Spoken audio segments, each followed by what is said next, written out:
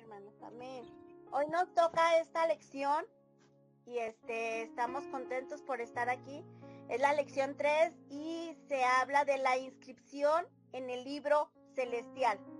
Y está basada en Filipenses 3:20, donde nos habla el Señor, ¿verdad? En Filipenses 3:20 nos dice que nuestra ciudadanía está en el reino de los cielos. Aquí nos dice la Escritura, mas nuestra ciudadanía está en los cielos, de donde esperamos al Salvador, al Señor Jesucristo. Pablo nos habla de que nosotros tenemos un registro en el reino celestial, que nosotros tenemos una inscripción en el reino celestial al cual nosotros pertenecemos. Es como si nosotros nos registráramos aquí, ya nos hacemos ver que somos mexicanos, los que están en Estados Unidos se registran y ya tienen una credencial que le acredita que es de esa nación y por tanto tiene derechos y tiene responsabilidades. Entonces, vamos a empezar, vamos a ir desglosando este tema y la primera pregunta es, ¿por qué creemos en Jesucristo? Y la respuesta está en Primera de Pedro 1:9. Si ustedes lo pueden seguir ahí, Primera de Pedro 1:9 dice, obteniendo el fin de vuestra fe, que es la salvación de vuestras almas. ¿Esto qué quiere decir? El fin de vuestra fe es la salvación de vuestras almas. El propósito, el objetivo de nuestra fe es la salvación de nuestras almas. Y por eso nosotros tenemos que saber y tener bien en cuenta qué es la salvación. Y ya lo hemos visto. La salvación es resolver nuestro problema. Es resolver el problema que el hombre no puede resolver y que solamente Cristo lo puede resolver.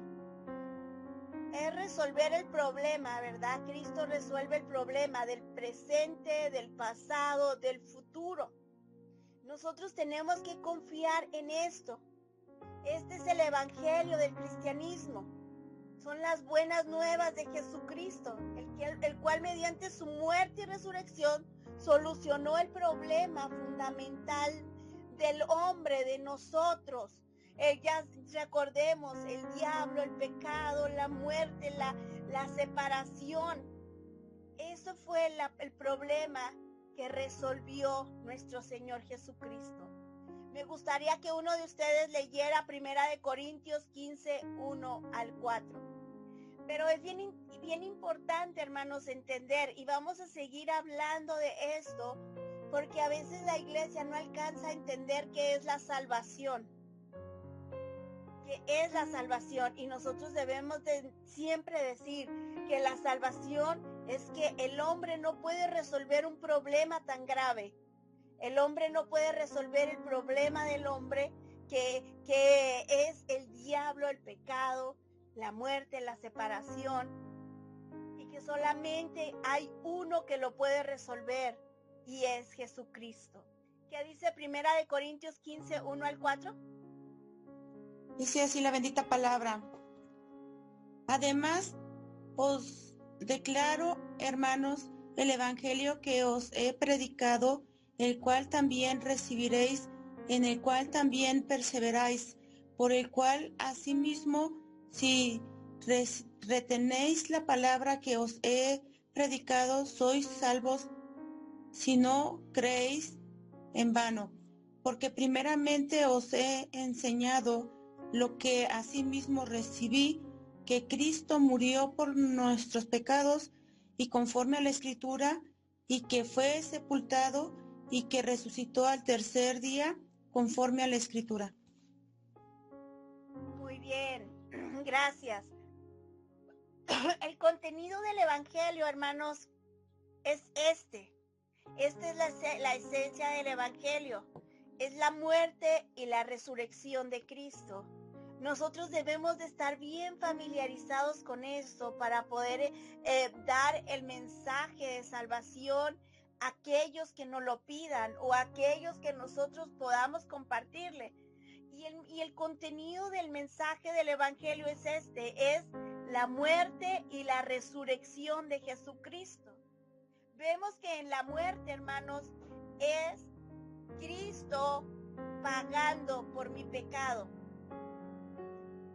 Es la redención y en la muerte se resuelve mi pecado. En la muerte se resuelve mi pecado. Cuando Cristo muere, debemos de entenderlo y debemos de llevarlo a la iglesia y a todos los que podemos compartir, hermanos, a nosotros mismos. No es decir, pobrecito Jesús, ay, cómo sufre, ay, qué malos son. No, hermanos, Cristo no lo mataron. Él se entregó a sí mismo. Él se entregó como sacrificio. Él tenía el poder para destruir a todos sus agresores. Pero Él decidió morir. Y cada vez que nosotros veamos la cruz, podamos entender que nosotros deberíamos estar en esa cruz. El castigo que fue sobre Jesús era sobre nosotros, iba sobre nosotros. Y de hecho, hermanos, solamente los que creemos en Jesús somos los que recibimos ese perdón y esa gracia. Cuando creemos en Jesús, Él paga por nuestro pecado y ahora somos libres de la ira o de pagar ese pecado que nosotros cometimos. Él lo pagó. Fue gratis para mí, pero a Él le costó. A nuestro Señor Jesucristo le costó. Pero ¿saben? Existe, hermanos, en la Escritura una sentencia para todo aquel que no cree en Jesucristo. Y la sentencia es el juicio de Dios sobre esa persona, el castigo sobre esa persona. ¿Qué quiere decir esto? Que para nosotros, los que creemos en Jesús, ya somos libres del pecado. Jesús pagó por nuestro pecado. En su muerte, en esa cruz, debemos de vernos a nosotros y debemos de ver cómo Cristo nos quita de ese lugar y se pone Él mismo. Pero para los que no creen, viene el juicio de Dios sobre ellos. Viene el juicio, el castigo. Y esto es lo que nosotros debemos de estar entendiendo. Y esto es lo que en lo que nosotros debemos de poner nuestra fe y nuestra esperanza. Cristo viene por su pueblo. Los que creemos en Él, Cristo ya pagó por el pecado. Pero los que no han creído, tienen que pagar. Porque existe una sentencia. El hombre que pecare, ciertamente morirá. Cuando Cristo muere, se resuelve mi problema del pecado. ¿Por qué? Porque Él tomó mi lugar y murió por mí. El castigo que a mí me correspondía fue sobre Él.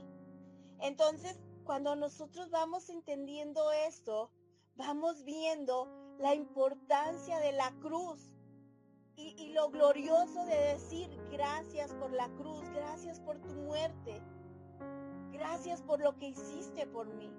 Eso es la salvación, eso es la salvación de nosotros. Entonces, cuando Cristo resuelve el pecado del hombre, el problema, y luego viene la resurrección. En la resurrección de Cristo se soluciona el problema de la muerte del hombre. Fíjense, en la resurrección de Jesucristo, ahí se resuelven dos problemas. Uno, la muerte del hombre, ya no existirá más muerte. Y la destrucción del poder de Satanás. ¿Qué viene siendo esto, hermanos? Miren, esto es que nosotros debemos de entender que con la muerte Jesús paga mis pecados. Jesús toma mi castigo y gracias a Él yo puedo tener libertad y perdón de pecados.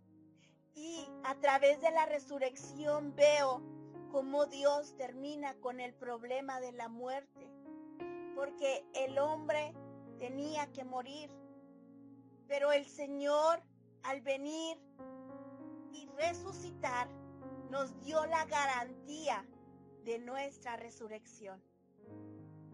Nos dio la evidencia de que nosotros también vamos a resucitar, de que nosotros ahora tenemos vida, de que en nosotros ya está el poder de la resurrección, que los hijos de Dios no mueren, los hijos de Dios viven eternamente.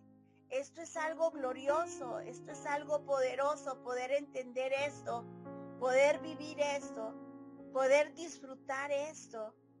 Este es el Evangelio. Cristo terminó con mi problema, Cristo terminó para siempre. Esto era algo glorioso, me gozo tanto de poder entender esto.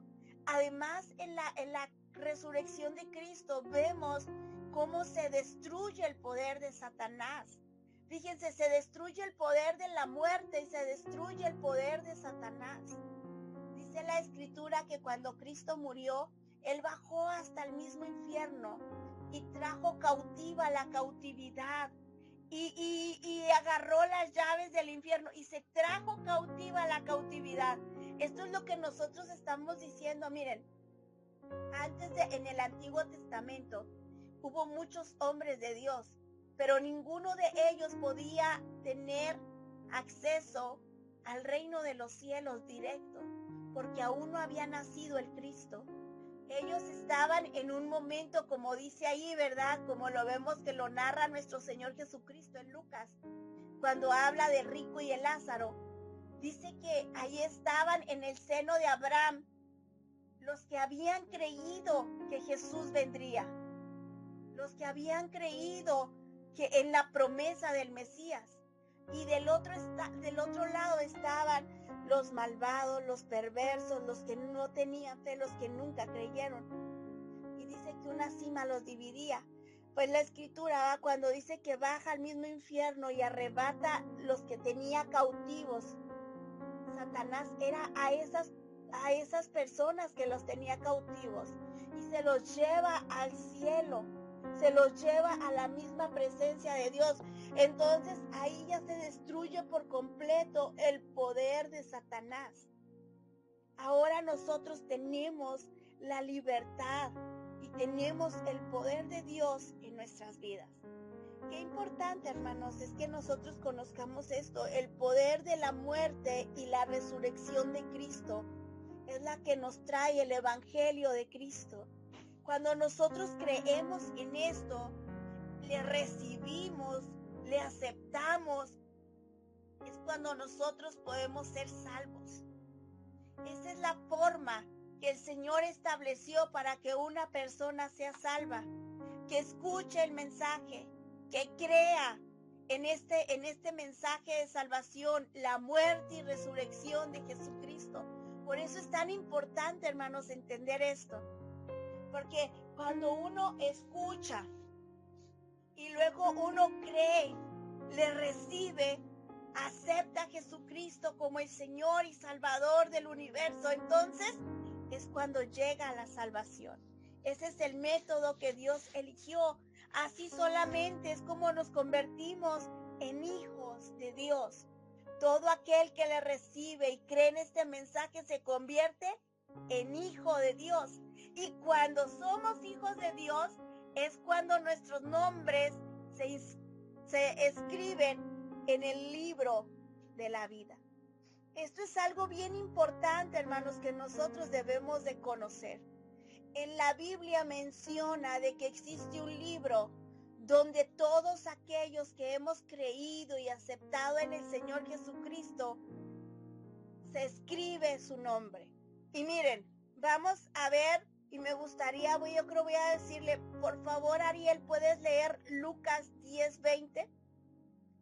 Y le voy a pedir, Mireya, a ver si puedes leer Éxodo 32:32. También voy a pedir a Sonia que me lea Salmos 69:28. Salmos 69:28. A Betty le voy a pedir que lea Daniel 12:1. Y a Gabriel le voy a pedir que lea Malaquías 3:16. ¿Por qué les quiero que lean estas citas? Porque se me hace bien importante, hermanos, entender que Moisés ya sabía que existía este libro, que David sabía que existía este libro, que Daniel sabía que existía este libro, Malaquías sabía que existía este libro. Este libro es desde el Antiguo Testamento. Desde ahí, fíjense, ya sabía que existía este libro, donde están los nombres inscritos de los que hemos creído en el Señor. Mireya, ¿puedes darle lectura? Éxodo 32:32 dice, que perdones ahora su pecado, y si no, raeme ahora de tu libro que has escrito. ¿Sí es raeme? Sí, raeme. Ahí está hablando Moisés, que existía un libro donde ya estaba escrito su nombre. Y él hablaba en su desesperación, decía, perdona Israel, si no también quita mi nombre del libro de la vida, va ese libro. Pero lo que yo me quiero enfocar es, miren, desde Moisés ya sabía que este libro existía. Ariel, ¿lo tienes? Ahí habla de nuestro Señor Jesucristo. Él mencionó este libro. Amén. Sí, dice Lucas 10:20, pero no os regocijéis de que los espíritus se os sujetan, sino regocijaos de que vuestros nombres están escritos en los cielos. Fíjense qué importante es eso. Nosotros debemos de ir entendiendo, miren, el Señor habla de una importancia de que nuestro nombre esté inscrito en el libro de la vida. Dice, no te gloríes por otra cosa. No te emociones por las cosas que suceden en este tiempo, en esta vida. Emociónate de que tu nombre esté inscrito en el libro de la vida. Vamos a leer Salmos. Amén. Dice, sean raídos del libro de los vivientes y no sean escritos entre los justos. Amén. Muy bien. Daniel, ahí David también sabía de este libro. Amén.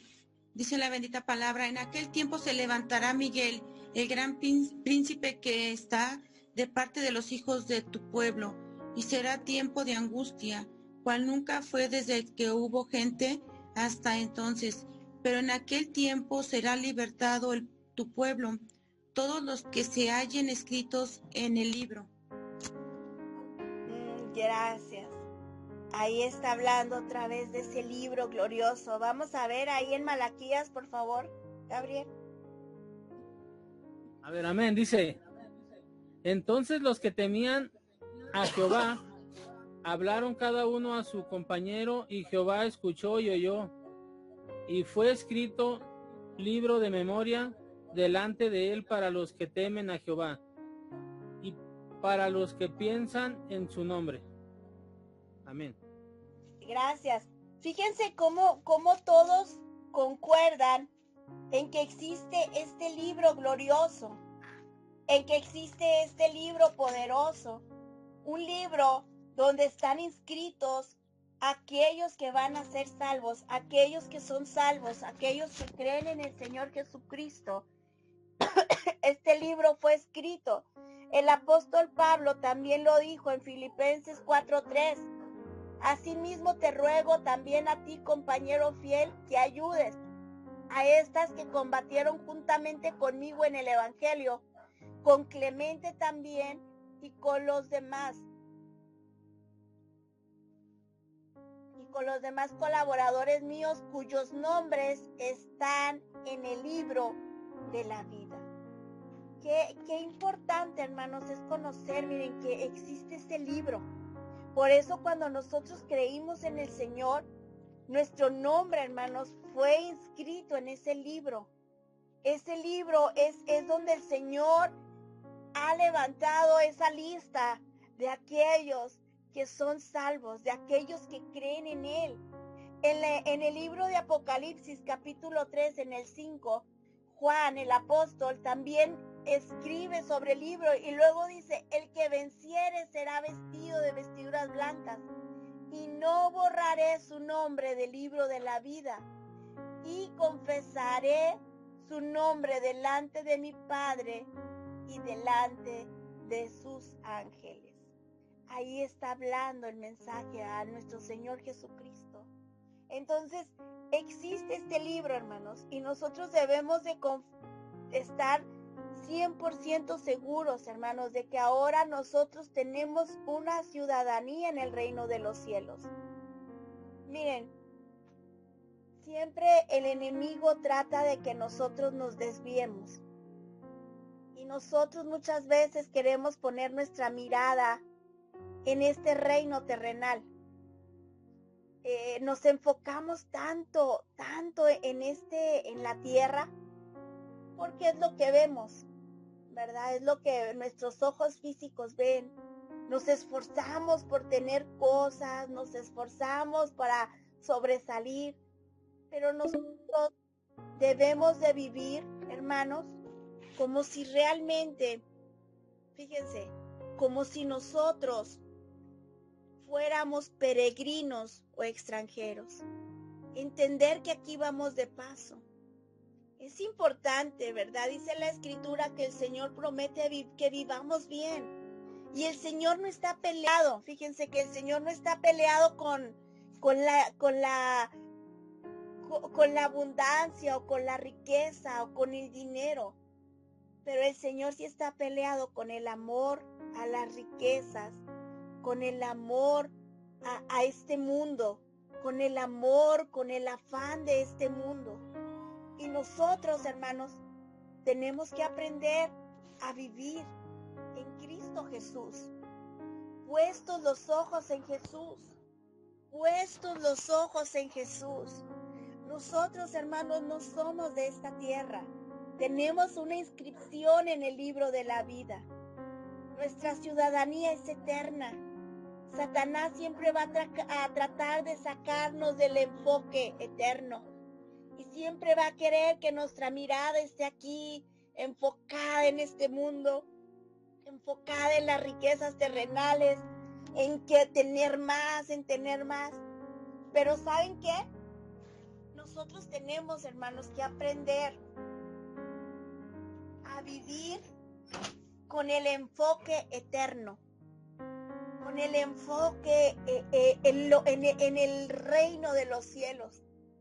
Cuando empezamos a entender esto, podemos entender las palabras de nuestro Señor Jesucristo cuando dijo, por tanto, no os hagáis tesoros en esta tierra, donde la polilla y el orín corrompen,